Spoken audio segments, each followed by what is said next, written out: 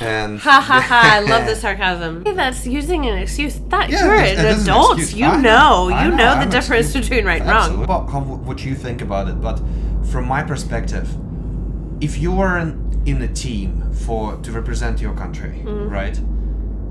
It's not your job to be patriotic. She can't answer, because if she gives an answer about any gay player on the team, they would literally go to jail. Yeah.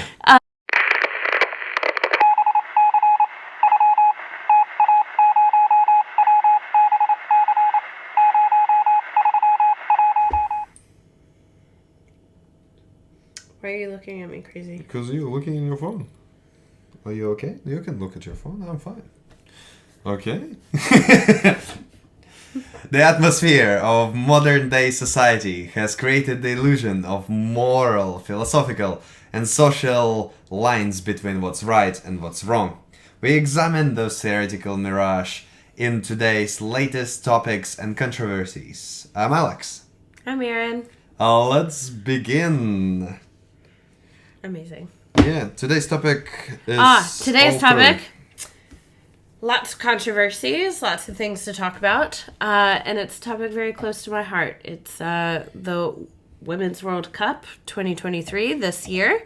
Mm-hmm. I feel I am uniquely positioned to speak about it. How yeah? Because I am American, grew up. Because I'm American? I'm American, where female soccer is so ingrained and encouraged. I think majority of women at some point play soccer if they do a sport at all. It's just so embedded into society for us. So women, we play soccer for the most part. I could be wrong. Maybe you grew up and played tennis, but I would say so many girls are told to play soccer. And I'm an American living in New Zealand, one of the co-hosting countries of this year's World Cup. So I've gotten a chance to go to lots of the games. I've gotten to meet some of the players. It's been an amazing time. Mind you, we are speaking about this before the quarterfinals. So currently round of 16 is over from the time that we are filming this, and the quarterfinals start this Friday. So we don't know yet who is gonna win. Was a winner. But man, there have been so many wonderful and so many not so wonderful things going on in this World Cup. One thing I just want to point out is the absolute incredible amount of support that this year's Women's World Cup has received, especially compared to all previous That's true. Historic. World Cups for women. It's like record-breaking views. It's the biggest in Southern Hemisphere women sports event ever attended. Ever attended. Yeah. So it's like through the roof. That's amazing. Yeah. But about positives, turnout rates are record high, of course, as we already mentioned. Yeah. 11,000 people from the UK traveled through the whole world to see a wonderful. I didn't know that. And 50,000 people from Oz have visited their stadiums and our stadiums here in New Zealand. Because you're a Kiwi. Russian living in New Zealand as well. It's just adopting the Kiwi mentality. Yeah, so that's very encouraging. It's very good because it's huge. Because I mean, like, it's taken such a long time for women's sports to get the recognition I think that it deserves. I think this is just kind of like proving to the world that so many people are out there. Nobody wants to watch women's sports. Apparently they do. It's extremely entertaining. It is fabulous. You couldn't write more dramatic storylines for a Korean drama than what we're getting in this World Cup. It's honestly like genuinely just so entertaining, but people are turning out to watch it when this whole mentality of, people don't want to watch women's sports was kind of the narrative for so long. This is proving opposite. Just to point out, the English game versus China, 53.9 million people from across the UK and China watched that game. 53.9 million people. Jesus Christ. Well, to be fair, it's also China, so you have to kind of take into consideration. Well, I mean, that's from both 1/5. countries. From both countries. Oh, well, that's the thing. So Yeah. it's 1/5 of the population of the world. But I mean, country like, play. there were It's quite intense, eh? 53.9 million viewers in China. That's a lot. That's a lot. In England, just to watch the English versus Chinese game. And then the Matildas, which is the team name for the Australian women. So Okay. a lot of the women teams have names. So Okay. Australia is the Matildas. The England team is the Lionesses. Yeah. So a lot of the reggae girls are from Jamaica, which we'll talk about. Reggae girls. Yeah, they call Very themselves the good. reggae girls. So a lot of the teams are now like having Yeah. these nicknames and that Having kind of thing. names. But the Matildas, Yeah. this is a wild thing to me. Their game, who was it that they played? Denmark, was the most watched sports event, or actually just most watched TV event in 2023. Hell yeah. Completely. Amazing. For Australia. They ended up having just over like 2.2 million or something like that viewers across Australia, That's intense. which is huge. So, like, just record breaking. But what's crazy, so there's this weird sport in Australia called Australian football. What? And it's like a combination of rugby and football. It's a weird variation of rugby, but it's only popular in Australia. Nathan had to explain this to me the other day. It's probably because it's involving kangaroos. But it's their... Yeah, Fine. you're so dumb. You have to put it in your pouch. That was so dumb. You're a moron. Very well. Yeah. So the sport's only popular in Australia, Okay. but it's the biggest, most popular sport in Australia, and the men's like final game in just last year had less viewers than the Matildas had Impressive. in Australia. Oh, that's amazing. Isn't that crazy? That's very, That very just good. makes me so happy. It is very good for federation. It's very good for the women's sports in general, and to 1.5 just kind of start breaking slowly that stereotype Yeah. of the fact that we don't watch it. But that's like I don't know. I don't know. I would always enjoy watching women's sports. It's interesting. I would watch a lot of men's sports in a very particular sports, and then a lot of sports that I would enjoy in just women's itself. Volleyball would be one example. I think we were talking about like 3 years ago or something. Is because the men's volleyball is very much of a who can hit harder, because the ball speed is so high that it's really a lot about just taking the position and just hitting the shit out of the ball. And women's volleyball is a lot into tactic, where the team is moving, how it is moving, because it's a little slower, they're not as physical, they're more into the technique, and it just looks so good when you watch it. Yeah. And that's why you just enjoy it. And that's interesting that we're kind of coming to the fact that soccer, which is it was always that very man-dominated idea, that's now coming to, wow, there is a soccer that So many people. Yeah, we're watching, and it's so great. Many. I think it's this huge combination of just the demographic of women being catered to a lot more, because women cheering on other women, wanting to watch other women, having the money to go and pay and support those other women. It's kind of an underserved demographic, which Playing I think now is like coming up. You saw it with Barbie. that's Like true. that ended up being true. one of the biggest revenue Oh yeah. of the year, and No, it was that's one of true. the biggest opening. Yeah. Barbie and movies. Oppenheimer just swept everything out there. Yeah, it was great. So I think there's just like an underserved demographic that's now like, oh, there is money to be made here, and don't That's true. fret, capitalists will take advantage of it. It will continue to go and get bigger and bigger and bigger, which I think is a great thing. I think it's truly like knocking down these doors. This is also the first Women's World Cup where the players are guaranteed to be paid. Is it the first time? The first time. Is it because they had that all controversies in FIFA, and that the FIFA was CEO, I think it was, coming out and saying something very distasteful and getting in trouble. That was, I believe, like... 19, was it? No, I think it was somewhere around the 2011 Women's World Cup. Or was it Just that before? long time Yeah, ago? it was a while ago, Sure. where I believe the CEO of FIFA came out and said, if you want people to watch women's soccer, Yeah, make them. Shorts, yeah. Women should wear shorter shorts. No, that's not what I'm talking about. Yeah, okay. Wonderful guy. Just stand up. What a joyful, what a joyful fella.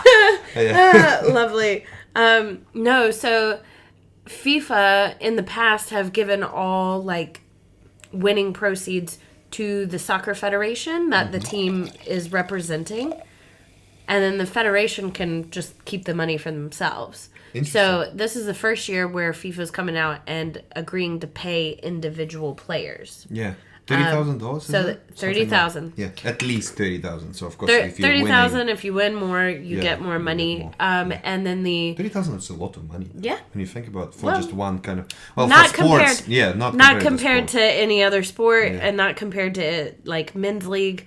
But I mean, like it's still just an amazing thing that they, because so many women soccer players that are playing in the World Cup, they don't make enough money every year to even qualify for like health insurance in America or in some other. I've got that statistic. It's actually on average. So we're taking the lowest low and they are taking the highest high. Women are paid $84,000 a year. I have the on average. I have 14,000 for what is it? Because I'm looking at the senior league. Like when you play as a woman in like clubs, are you taking? A FIFA report in 2022 found that the average salary of paid women's players globally is $14,000. Yeah, no, we need to be. I would need to also look at it because I've taken the average of 84, and it was for contracts that senior people signed with the clubs. That's what it was. Because if you make $84,000 a year, it's not bad. That's good money. But it's also shit. I mean, shit compared to other sports and like what other players make, like, but it's still like for a living. That's pretty decent. That's true, though. That's true. But no, it's trash compared to any other sport. That's true. Compared to what you get paid in tennis. Globally, you have to think globally 14,000 because if you look at the reggae girls, for example, in Jamaica, they were so severely underpaid and underfunded. They had to. One of the moms of the players started a GoFundMe and was able to raise $45,000 for them to be able to pay for accommodation, food, things while they're over here. Why is it not like sponsored by the government? Like you represent your country at that stage. It's not like you're as a club flying somewhere. You represent your country. Like it should be sponsored by your country. From what I read, there was quite a gender bias in Jamaica specifically. And surely this exists in several other clubs for sure. But that's the women were underfunded. That's what you're not funded for that. So now that Jamaica's now out because we've passed the round of 16, we're moving on to the quarterfinals. But now the reggae girls, because of FIFA, are going to be guaranteed to walk away with $60,000. That's good. Which is amazing. This is the first time in like FIFA history where they're making this kind of money. How often do they play? Every 2 years, right? 4. Every 4. So it's like an Olympic cycle. Yep. Wow. Okay. Yep. For the World Cup. Yeah. Okay. World Cup. The Olympics also has soccer, so that's another cycle that you can do. Yeah. Now I think.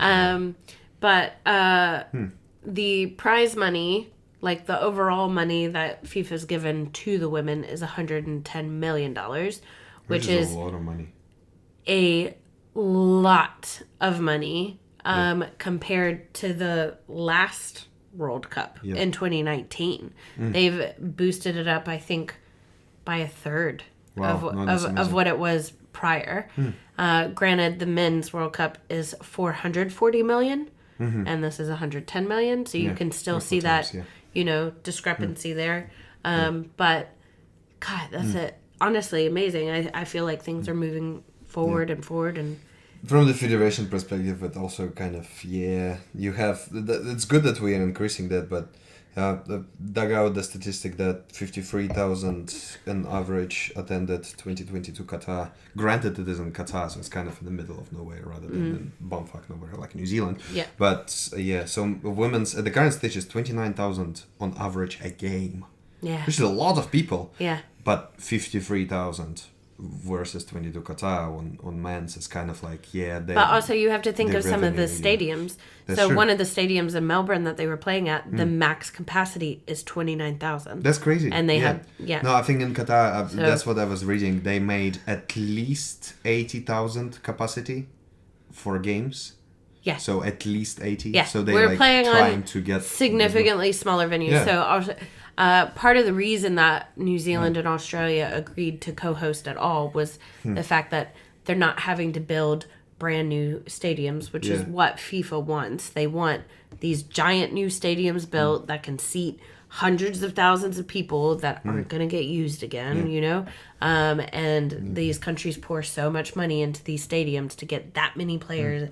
And if you spread it out across 2 countries, you use the stadiums that you already have.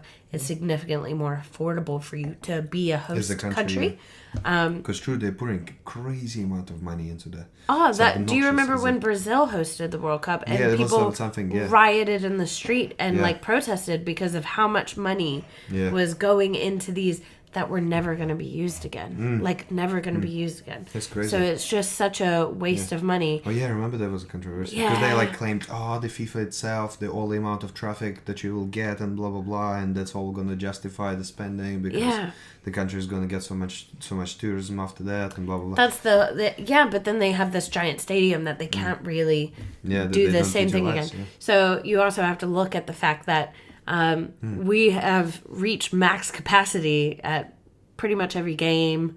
For Eden, Eden I think sits like 50,000. Even in Australia, it was 75,000 people in a stadium, and that's max capacity when the Matildas were playing. So, that's obviously they're not playing in these giant stadiums, and there probably is the argument that if they were, maybe they couldn't fill the stadium.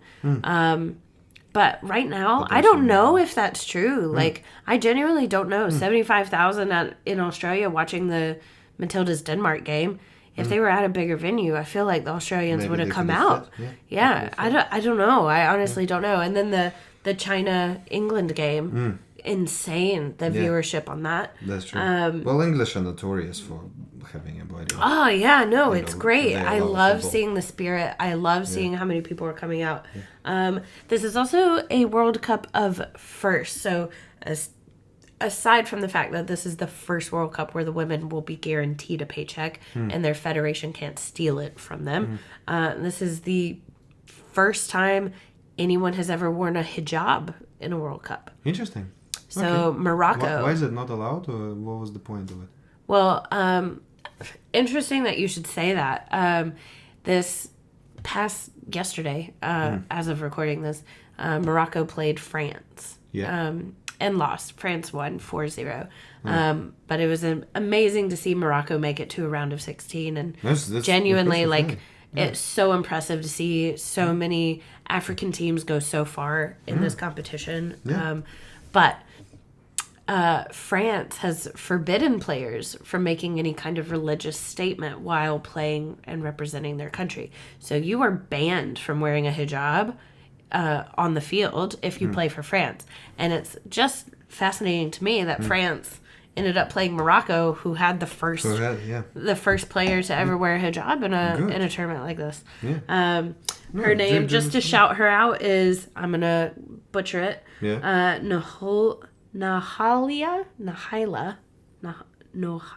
Just make it in the most American Benzina. Okay. No, this is so rude. So at least they know. Yeah, but I just thought that was really good. Very good. No, very good. Like, go girl. Like, do what you do. Yeah. You just say women jersey sales are through the roof apparently. Oh yeah. Also very good. What do you have some figures on that? No, I've tried to find some merch sales figures and all the things that have been coming out. It was the CEO of Nike that came out and said that the U.S. women's home jersey, which is the one that's the paint splatter and very iconic right now, ended up being the most sold jersey, men, women's, just of all time for any single season. Oh, yeah. Which is just incredible. No, that's amazing. So again, it's just like kind of showing, you know, these women are going to make money.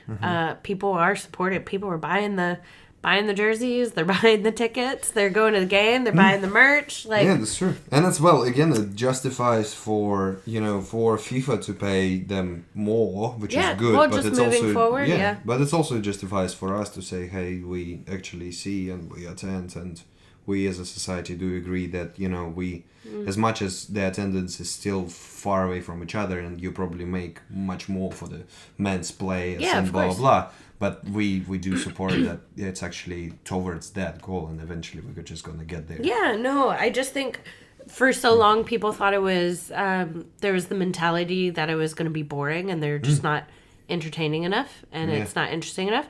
And I just think people are just proving that wrong, left, right, and center. Drama! Oh my god, so much drama. Yeah. So much drama this World Cup. It can't even, deal with it. But I do think a huge factor in all of this that I just wanted to point out, I think that TikTok actually is a huge reason that this is becoming TikTok is blowing up. Is it?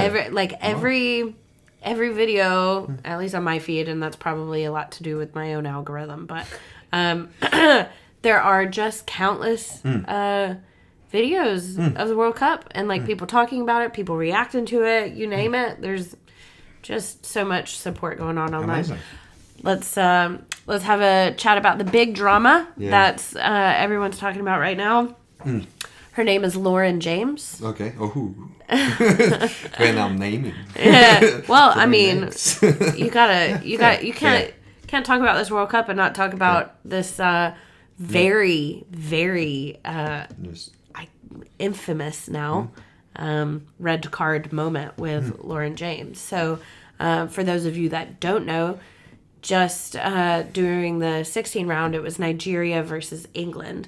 Lauren James is an incredible player and young. She's 21. Yeah. She's just a little child. But I feel like she's a huge reason that England was coming out in crazy numbers to watch the England women's team play, or the Lionesses, as they're called. Yeah. Because she ended up burying China 6-1 in that game. She's a big part of that. Somebody's getting paid there. She got 3 goals in that game. So yeah, she's extremely talented. Her ball handling skills are insane. She is also a very formidable player in size and strength. So she's fun to watch. She's fun to watch. So Nigeria's tactic during the game, because I watched the entire thing, it was amazing. Nigeria played so well, and I was devastated to not see another African team go through, because they got shut out. But their entire tactic, because Lauren is so essential to how the Lionesses play, they manned her. They marked her the entire game. So there's just one player, no matter where the ball was, they just stood with her the entire game. She was not able to touch the ball for more than 5 seconds. They had it knocked out from her. She was not able to do anything the entire game, and they played very aggressively to keep the ball away from her. And her frustration at not being able to play built. She was getting really pissed off. And it was 85th minute, actually, specifically. Oh, when it happened? Because they were still pretty much the still end of the 0-0. Yeah. Well, no, yeah. Well, you say end of the game, then they went into overtime. Then overtime, still tied. Then they went into PKs. Another dramatic, just like the U.S. It was just insane. But, so she got... basically, how did they phrase it? She owned. She lost her balance and fell. Yeah, she got owned. So basically, what's happened is Nigerian player who, credit to her, she basically timed it very correctly. She laid under her, kicked the ball out, and basically Lauren tripped over her, so she got owned. Okay. Practically. Wow. And then she got frustrated. Yeah. Of course. Yeah. So then she fell over. She fell on top of Nigeria's player Michelle Alozie. Yep. Who is just like the sweetest soul in the world. From after learning from this game, it's amazing. So she fell on top of her and then used her to get up and then stepped intentionally on top of her and stomped her on her back, which can lead to serious injury. It was a horrendous act of just non-sportsmanship playing, and it was just tragic because what an idiot. What an idiot also, to do something like that. There were pictures of Michelle of just lying down being like... just be like, really? Like, no, fair. And it's amazing. Again, we kind of spoken about it a little bit off the camera, that it's great that now refs are actually coming back and rewatching what's happened. Because again, giving yellow card and then thinking through and then coming back and with the red card call, which is bloody fair because it was bad. Yeah, no, absolutely amazing, because this is the first giant, like, meaningful tournament, big tournament, this Women's World Cup, where refs are using VAR and going back and watching replays to double check, which came in like huge help for Nigeria during this game, because England was given a penalty in the very first half, and Nigeria argued it, saying it wasn't a penalty, go back, rewatch it. The ref went back, rewatched it, and agreed, no penalty. And then this time, she saw what happened. She gave Lauren a yellow card, and then she was instructed to go and review it. She watched the review like 4 times, and just like came back and was like, I cancel the yellow card. Red card, which was just the most idiotic move, because in the 85th minute, to lose a player and then play a man down. Was it late in the game? Maybe. Well, I mean, the 85th minute, so it will be. Jeez, Even if they play 10 minutes overtime, it's still going to be 15 minutes of the whole, an hour and a half. Is it crazy? And Nigeria wasn't, unfortunately, able to do anything with that. To realize that, England just dominated the PKs. They did amazing. So is it true that you cannot come out for the next game as well? Yep. So and possibly the game after that. It is up to officials. Also, officials so it could be also she can't decide play. She can't play. Okay. So she won't be in England's next game, which the English have tuned in to watch her play. Not just her, because the Lionesses are amazing. But still, like, Daly did amazing. She was great. But she's out. She's out. What a stupid moment. It is quite. And so many people come out and they're like, "Oh, she's 21 years old. She's so young." You know better. There's cameras everywhere. You know better. You knew exactly what you were doing, and you did it anyway. She probably was under adrenaline, and she was like blah blah blah, and just being 21 years old as well, and just getting frustrated. See, that's using an excuse. You're an adult. You know the difference between right and wrong.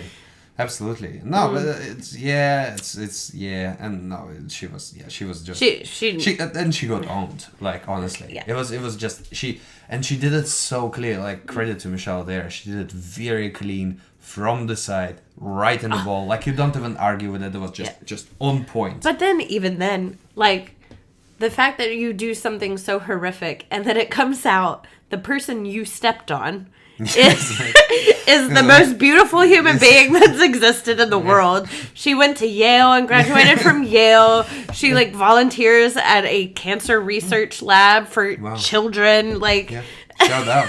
There you go. She does the most amazing, like, humane, wonderful things. And you step on her back because you're mad. So it just ended up being such a funny story when it turns out, like, you just step on the, like, the most incredible person ever. But okay, you were frustrated. It's fine. Oh well, now she's sitting on the bench and probably practically paying for it with thousands of dollars not being paid. practically, when you think Yeah. about it as well. So no, fair. Yeah. And again, to kind of calm the situation down, they sat down apparently and they exchanged some things on Twitter, and they're Oh apparently yeah, fine no, now. they're fine. So Michelle tweeted out a photo of her foot on her back, just laying down, with the caption "Life," which is just great. And then tweeted out, like, no shade to Laura, we're all good. I don't, hold any grudges, and I wish you the best. And then said, it's still a red card though. So she's like, no hard feelings. It was a red card though. Yeah, I'm just gonna keep it was that a out. red card, yeah. And Lauren just tweeted out an apology, and so they're all good. But I just, which again proves what a nice human being to tweet out something so kind. Yeah. And that she's not offended practically. That's a very good thing. And again, it shows the point that we're there for sports. We are for sportsmanship. We're for watching fair game, because fair game is interesting. If it's not fair, then it's just not fair and it's boring. Yeah. So that's the thing. No, that's amazing. Okay, so, and of course, US soccer team doing very well during this season. And I love the sarcasm. No, okay, so let's touch on it. The US lost. I have grown up watching the USWNT. I've watched every single Women's World Cup. It was something that I did with my dad every year. And I've just been genuinely very obsessed. Just one of the biggest fans. So to see them play so incredibly poorly throughout this tournament was really disappointing. I felt it straight away from their first game against Vietnam, where we scored 3-0. Okay. Do you think they played poorly, or just everybody else played better? If you want my honest opinion, Vlatko screwed them. Okay. Vlatko, the coach, screwed them over, because the amount of talent that exists on the U.S. team is incredible. But they were not put into a position to succeed. Okay. And I'll tell you right now, we completely lost it in midfield. That was where we lacked the entire tournament. Okay. Unfortunately, we weren't playing to the best of our ability. And we weren't put in a situation where we could have succeeded. I would have rotated the roster quite a bit, but Vlatko, he kept everything stagnant, used essentially the exact same starters, which wasn't working. I'm sorry, but it wasn't. Until we played Sweden and Sonnet went into the midfield, we were just trash in the midfield. And that was where we were losing every single game. And nothing was moving forward and nothing was happening. And we couldn't finish to save our life. We played great in the Swedish game. And that was the moment that Rose Lavelle, who's one of my favorite players to watch, she was out because of 2 yellow cards. And they put Sonnet into midfield, who was not put in a position to succeed again because she's not. She shouldn't have had to be in midfield. She did amazing. She was incredible. Oh, amazing. I don't think that it's necessarily. I do agree. The rest of the world is closing in. The one thing that the U.S. had before all else was more support. There was definitely more resources given to them. The U.S., they've been going in and doing weight training, cardio training on top of all their technical skills. They do it so much more than what other teams across the world were able to do. So they've always kind of dominated because of that. Now that gap is closing for sure. I 100% think if we had gone with a different formation, had a different coach who never used his subs, by the way, it was so frustrating to watch. He would not use subs until the last 3 minutes of a game, which to just draw you. What's the point? What's the point at that? You get 5 subs a game, you can use them, put in your fresh legs. Even your best player at 30 minutes in is probably not going to play as good as fresh legs off the bench. But I think he was the worst coach possible for the I would have gone with a different formation, a different roster, and I 100% think that they could have made it all the way to the final because there's enough talent on that team. Oh well, and that's how much of a new talent do you have? Like, do you know that? Or? Oh yes, we've had so many players Yeah. retire in the last like few World Cups and losing so much. Like Abby Wambach going away, and now just announced for this World Cup that Megan Rapinoe is retiring. Julie Ertz came out and said that she's going to retire, which is just devastating. So many of them are probably playing their last World Cup. So is that therefore the thing is that the coach just has a lot of newbies who he doesn't trust, or is I don't think that he knows how. I don't think he knows how to best utilize the talent on the team. Okay. And I think he put people in a position where they weren't going to succeed. Rodman, though, well done. You came out and you did so. I mean, I think the team in general played so well against Sweden. And that was just, you couldn't have written a more tragic end to that. I mean, 0-0, go into overtime, 0-0, then you go into PKs, match on PKs, go into a death round. Then it comes down to, a couple final shots, and it's because O'Hara missed the goal.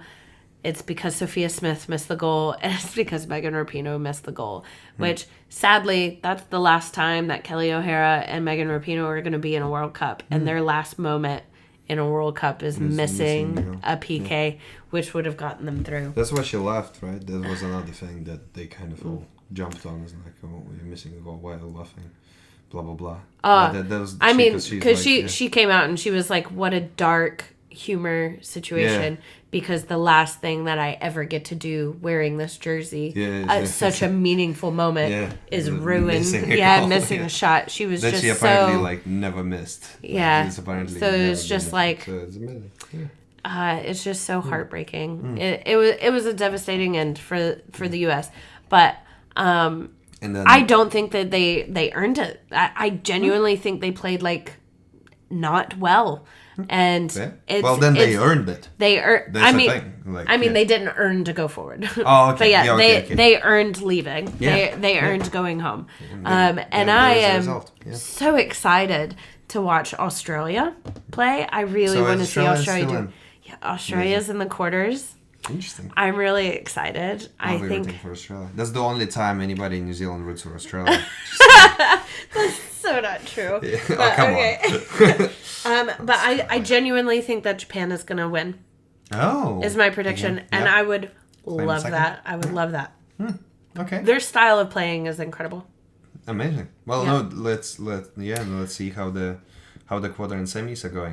Speaking of U.S. players, shall we talk about the controversies surrounding the Megan Rapinoe and all the activism and poisoning the team she's done? For sure. It is quite interesting too. First of all, I don't know what you think about it, but from my perspective, if you are in a team to represent your country, right? It's not your job to be patriotic. You're to play the game at the best possible options you have. But it's not your job to be like, my country is the best. It's not what you do. You're a football player. You're not, you're not a politician at the UNESCO, whatever meeting it is, And so if you for some reason don't feel like, singing your national anthem or doing whatever it is about that states your relationship with your country, okay.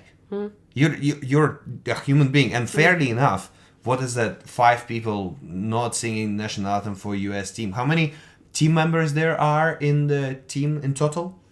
On the actual team, the roster can be, I believe, 23. So we're saying that 1 in 5 Americans on that field didn't feel like singing national anthem.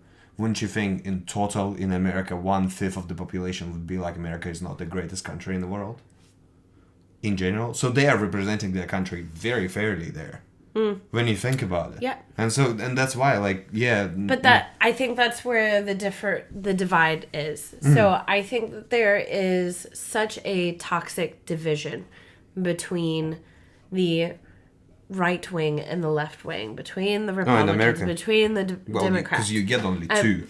You can't choose in between anything else. Well, you Just can. You're there or you're there. Well, there are other parties you can vote for. It's just they don't have the popularity. They don't have the power. Yeah. So it's just kind of like throwing away a vote at the moment. Hopefully one day that'll change so that people have more options than just two, which would be great. But there's such a division between, and it's such a toxic divide as well. And I, while I do not agree with the other side, you have to kind of like take a moment to try to understand their perspective. Otherwise, you're never going to be able to get through to them.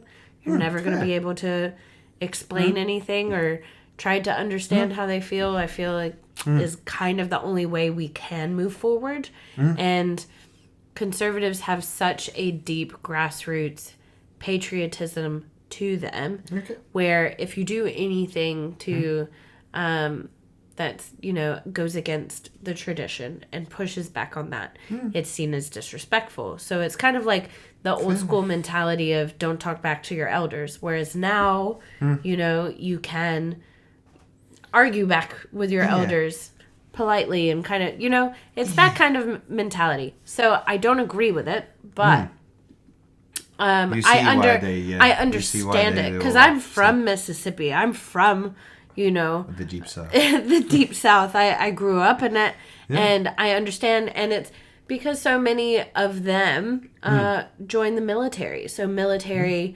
runs deep, and these are people that have gone and fought for the country. So it's like I owe my allegiance to something, and having something like that to believe in gives them a greater purpose. And I think that matters a lot to them. Absolutely. But at the same time, the beautiful thing about America is you have the right to protest. You have the right of free speech. You have the right of all of these things. Absolutely. And I don't think it is unpatriotic to say my country could be better.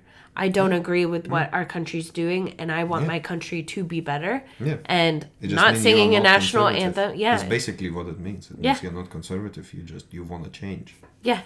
Yeah. At the end of the day, it's just, I know my country could be better, and by doing this, I am stating that I know my country could do better. And I don't think that's unpatriotic. I think at the end of the day, it's actually extremely patriotic because you're standing up for a country that you want to be better, and you're fighting for it to be better, and you're making that statement. So for it to be a slap in the face to all of these people and to become Megyn Kelly, you know, talking about her spiel on these American women are idiots and making us look bad and all of this because they won't sing the national anthem. No, they're using their voice, and they are expressing a freedom that our country gives them the right to express. Yeah. And they're expressing that they want our country to be better and don't agree with how it is now. And I don't think that's unpatriotic. I don't. At the end of the day, I don't. I really don't. I think that's a wonderful freedom to have. So many countries don't get that freedom. Look at what the controversy of a reporter asking a Moroccan player if, because it's illegal to be gay in Morocco, do they have any gay players on the field? They asked her this in the middle of a press conference, which obviously she can't answer, because if she gives an answer about any gay player on the team, they would literally like go to jail. So the reporter's an idiot. So just imagine. That's all true, Like, it's just wasted time. Because you know that she's not going to reply. Yeah, but just what a stupid reporter. What a stupid reporter. I mean, they really tried their luck there. Because, you know, if the person on the other side actually says yes, then it's like, you know, the bombshell kind of fallen. Yeah, but of course. The chance that they will is so slim that it's more of the fact that you're wasting your time. You're wasting your time asking questions 100%. That you know the answer to. But at the end of the day, just imagine you're playing for a country that's like that, where you can't say everything that you want, and you can't express everything that you want to. Whereas in America, you can. That's beautiful. And you do it. And you should applaud people using that freedom. And not discouraging them just because you don't agree with the message. You should try to understand and take pride in the fact that they're doing that for a country Yeah. that allows them to do that. And yes, she's an activist to some degree, and she does speak out a lot, and she's very outspoken person as she is. Yeah, and I think that's wonderful. And that's true. But she wasn't even on the field. Yeah. Well, she was. Just only for the last 5 minutes because the coach Vlatko is just an idiot. No, but she wasn't on the field during the national anthem. So technically speaking, they're just choosing the target to pick as, and they're like, oh, she's done it. But also, that's probably her. Also, I just want to point this out because I happened to actually go to the games live. Yeah. And the band that plays the national anthems at these games, they play the U.S. anthem so fast. So, like, I was, like, in the stands trying to sing it, and I'm like, can you see it? It was, like, so fast. So, you know, God bless the players. Some of them probably didn't sing along because genuinely it was really fast. And they might not have, I don't know. It was quite... What if they just got frustrated? The fact that the band playing it's very fast and they just not singing because of that, and now you're like a target. And then it's like, oh, they're making a political statement. It's like, actually, it was just really fast. You know, actually, not that big of a deal. Was blowing. I don't know. Something happened. Okay, that's true. No, that's funny. But in the end of the day, it's also like funny to just look at it and be like, yeah, they kind of just chosen the Megyn Kelly. Ooh. Okay. That's the bell. That's the bell. But let me finish the phrase that I was saying. Fine. That they chosen that the Megyn Kelly is going to be responsible for all of that, and for all of the people that didn't think, like they didn't have their own agency. Yeah, or put their hand on their heart. Okay, they didn't put the hand on their heart, and it's kind of also funny to just look at it and like Megyn Kelly going off with her, and she might be not even knowing that is happening. You know, she's just sitting at the back, thinking like, "Yeah, that's great." You know, whatever. You know, oh, some New Zealanders out there. You know, something. Yeah. Alrighty, do you wanna? Okay, let me take us out because that was the bell. That means the end of today's episode. But that should not stop you from continuing on the conversation in our comments down below. For those of you that don't know, this is our first ever episode, so we'll just put out there that 10% of any profits that we make from any of our episodes, especially moving forward, because who's going to watch the first episode, will be donated to Effective Altruism New Zealand. Please follow us on TikTok, Threads, and Instagram. That's the only places that we are for the moment. If YouTube isn't your thing, which is where we're uploading this, you can follow us on all major podcast platforms like Spotify, Apple Podcasts. Please like, subscribe, hit the notification bell so you don't miss any future episodes, and we will see you next week. Bye. Bye.